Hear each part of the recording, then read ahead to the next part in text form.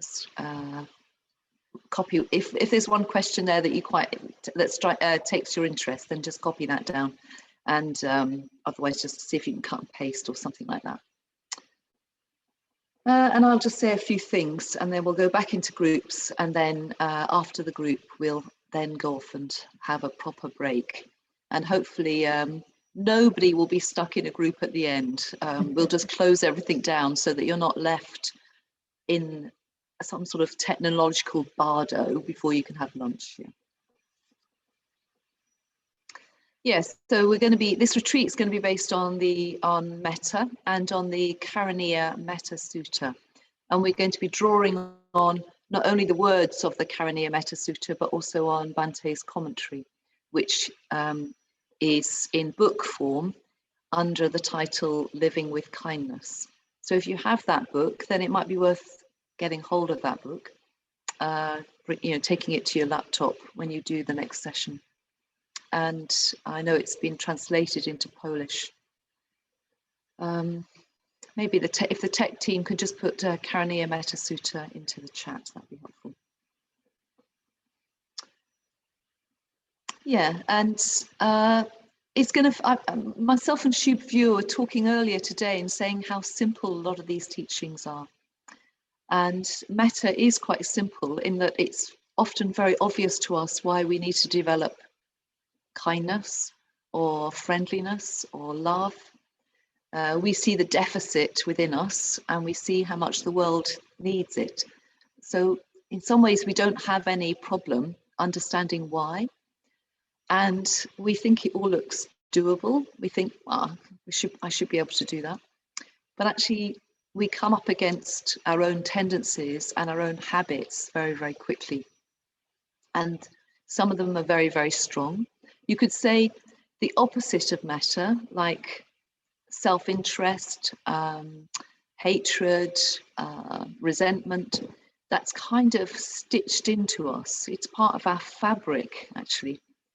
So we're trying to change something very, very fundamental. Maybe I'll just tell you a little story though. Many years ago when I was living at Toraloka and I was still quite a young order member, I was invited to go and give a talk at a class of school children.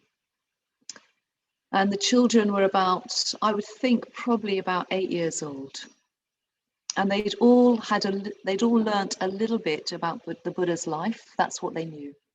They knew that the Buddha had seen the 4 sights. They'd seen that the Buddha had seen an old person, an ill person, a dead person or a dead body, and a mendicant or a spiritual practitioner. So they knew that. And I had been told that. So we started with that. And I walked into this classroom and there you've got these 8-year-old children, maybe about 30 of them, all sitting on very small furniture, that way that in classrooms when people are young, everyone's got very small furniture in the classroom. And we went through the first 3 sights: old age, illness, sickness, and death. And I asked the same questions over and over again. How do you know somebody is old? Have you seen an old person? Do you want to become old?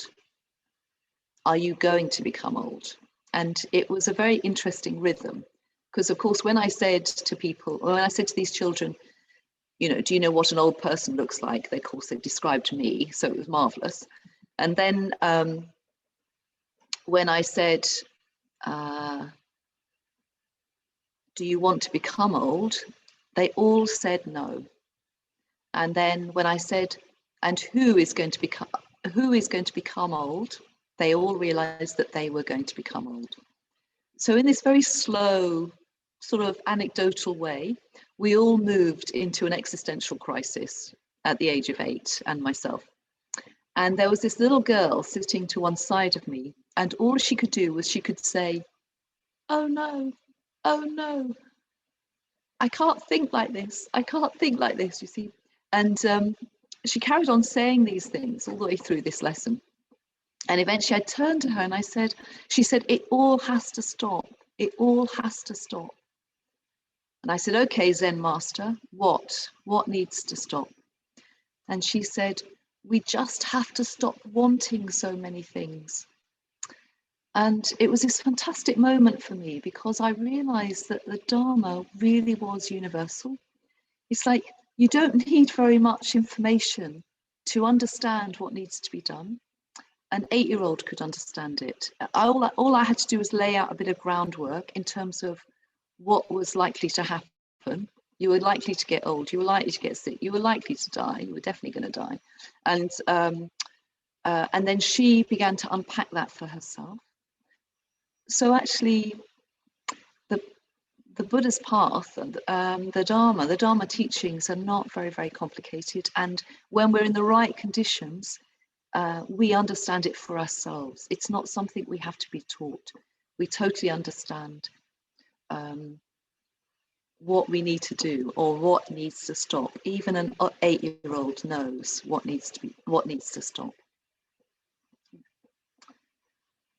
So that's a little bit with the Metta Bhavana, a little bit with development of Metta. We kind of know what needs to stop, and we kind of know what needs to start. And doing that is very, very difficult a lot of the time. So Bhante, in his book, Living with Kindness, he gives some beautiful teaching. So we're just looking at, this is just in the first, I think it's called the introduction, the first chapter. He says, Metta is an emotional response to others that is appropriate to reality. And to that extent, it has the nature of insight. Eventually, it will become insight with a capital I. It will become prajna, or wisdom in the full sense. So let's just look at this. Metta is an emotional response to others that is appropriate to reality. So what does this mean? To have an emotional response to others that is appropriate to reality. I think often our responses to others, our responses to situations, they're so conditioned, we're so defended, we're so protected, protecting the self, we're so reactive. We don't even know what the real situation is. You know, we're so heated sometimes, and so we feel things so strongly. And if someone came to us and said, what actually happened? We hardly know how to answer that. And when we look at it, a very small thing has sometimes happened, hardly anything at all. And we've had a very big emotional no response to it. So this response is often very primitive, and it's originating from quite a strong sense of threat, like our ego, to call it that word, or our identity with ourself is being threatened. And that gets threatened by how somebody looks, how somebody does or does not make their tea, how somebody moves in the queue in a shop. I mean, our sense of who we are and what should be happening is threatened so easily.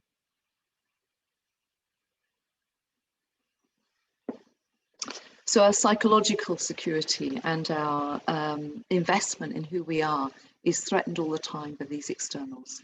And most of the time when that is happening, then we're having an aversive response. Of course, the opposite can happen. Sometimes there are things externally that we wish to add to ourself. Yeah, we're like a magnet. We like this magnetic force. I like that. I want that to be part of me. I want to own that book. I want to own that person. I want to be somebody who has these paintings on the wall. I want to be seen as somebody who has, a certain coolness or nonchalance in life. There's so many ideas about who we are, and anything that backs that up, anything that makes that experience stronger for us, we like. So we move towards that, and we move away from anything that seems to threaten that. So Bhante, on page 17 in the English version, he says, when we think of others, the most reasonable response is that of metta. Well, that might be true. It's not true for us necessarily, but anyway, when we think of others, the most reasonable response is that of metta. We will wish all other beings happiness and freedom from fear, just as we wish ourselves these things. To understand that one is not so very different from any other human being, and that the world does not revolve around oneself, is an example of an intellectual understanding that is adequate to reality. So to proceed from such a basis provides an appropriate foundation for all our interactions with others. So we need to understand reality as it really is. We need to understand that we're not the center of the universe and that the world does not revolve around us. And we need to stop trying to kind of assert ourselves in a particular way between us and how things really are. And all of this is fundamental to our practice of metta. So it's not that metta is fundamental to liking somebody. You don't need to like somebody. You don't need to have strong feelings or emotions.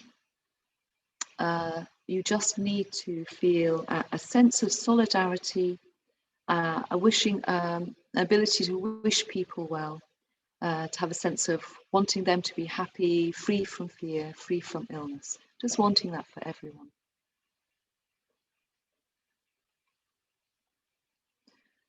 So maybe through the retreat, you could just notice this self-interest. It shows up in relationship to others, but it shows up in relationship to everything we do, whether we're washing up on our own, when we're making our coffee. Just listen to the stories that you're telling yourself. All that time you're going to be investing, all the time you're going to be investing in what you think is of self-interest to you in that moment.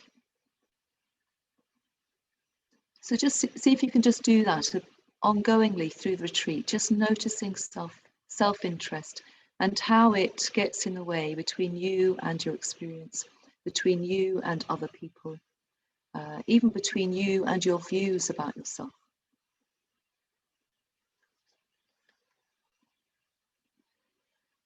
Yeah, so although it's very easy to talk about metta and very easy to talk about developing more metta, the work we're actually trying to engage with right now, is quite fundamental and very insightful. This is what I think when Bhante says metta is an objective response, it's got an insightful, wise aspect to it. And to work with our own feelings of negativity, to work with that self-interest, to overcome that quality of self-interest is something that's going to be very difficult to do, and we're going to have to build in a lot of momentum in our metta practice to do that. We've been doing something else over many, many years, maybe many, many lifetimes. We've been stitching into the fabric of our being a sort of self-assertion in our lives, in our experience.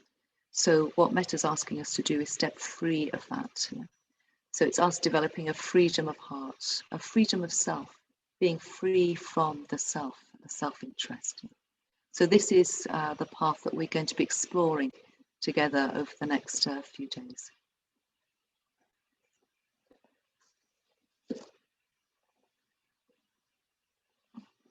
Yeah, so maybe I'll just leave it there because I don't want to, I want you all to have a chance to have a little bit of a conversation in your group. Just trying to think if there's anything else I want to say. No, just we're all very simple creatures. We're all very simple mechanisms. You know? We have an experience that is pleasant, like coffee for me is pleasant. And you drink coffee, I drink coffee, I want another coffee. You just want more of the pleasant. And cold tea is very unpleasant to Shubha Vyuha. We've discovered it's unpleasant to Shubha Vyuha. It's more pleasant to me. And Shubha Vyuha does not want cold tea. She doesn't even really want me to have cold tea because she has such a strong response to it. So, it's a very, very simple mechanism. And the fact that all of us can actually be aware of that mechanism is a point of liberation for us, if only we use it. Okay, so back into breakout groups. You've got those questions that you